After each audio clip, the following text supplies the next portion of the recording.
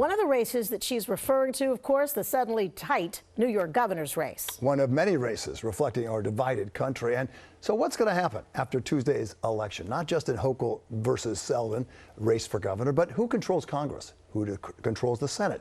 A discussion now with our political team, ABC News political director Rick Klein and political consultant Hank Sheinkopf.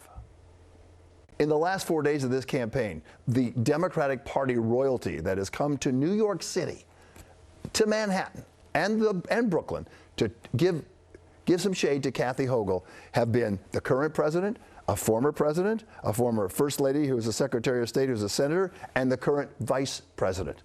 All of them coming. What do you make of that, Rick? Not how they wanted to be spending the closing days of the midterm elections. I think it's a statement of two things. One is there aren't that many places in the country that you could send Democratic royalty right now in this kind of environment with this kind of inflation and not get booed out of the room. The second thing is the obvious one, which is that this race caught everybody by surprise. Kathy Hochul was not supposed to sweat this. It's New York.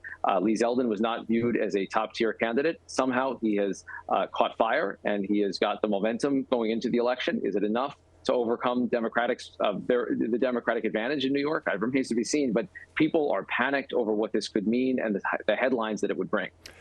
Hank, you've run campaigns before. If you were running this campaign and you brought in all those people in the last few days, what would be going through your head?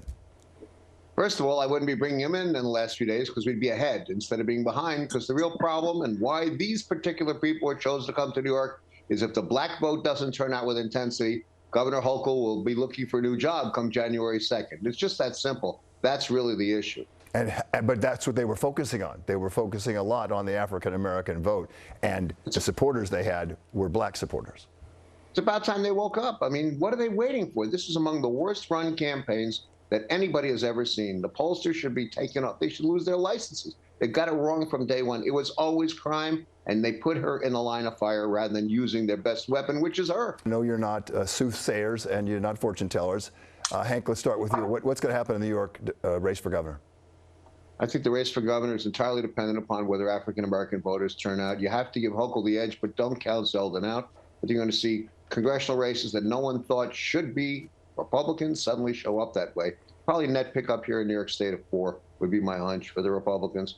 Big damage across the board for the Democrats. Okay, Rick, your take on the New York governor's race?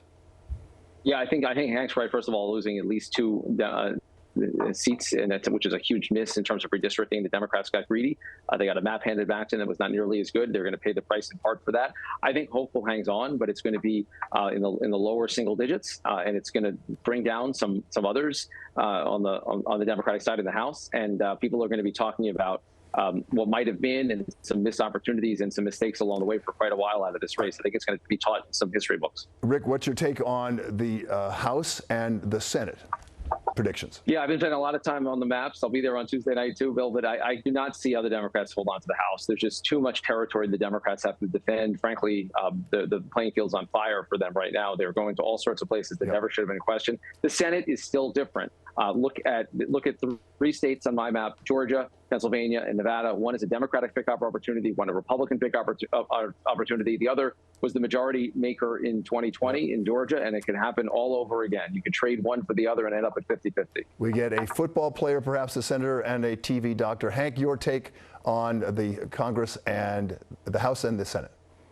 House, Republicans probably pick up close to 20 seats, if not more. Senate, Rick's right. It's Nevada is going to be the one to watch, frankly. And Pennsylvania, with Fetterman's performance in the debate, a lot of people are going to think about that. I think it's 50-50. I think he's exactly right. All right, really quickly, a yes or no answer. Trump declares November 14th as the sources leaked that he would. Rick? Very, very possibly, maybe, for sure. He's put these dates out before, so that's my yes or no. Hank?